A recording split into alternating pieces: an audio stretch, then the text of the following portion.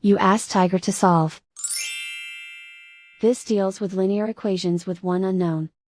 The final result is x equals 5. Let's solve it step by step. Group all x terms on the left side of the equation.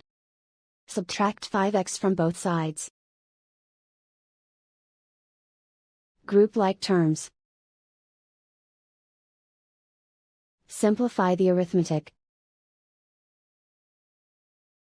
Group like terms. Simplify the arithmetic. Group all constants on the right side of the equation. Add 3 to both sides. Simplify the arithmetic.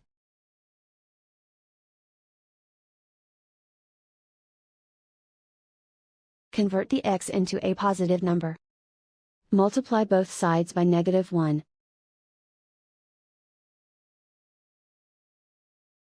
Remove the ones. Simplify the arithmetic. And so the final result is x equals 5.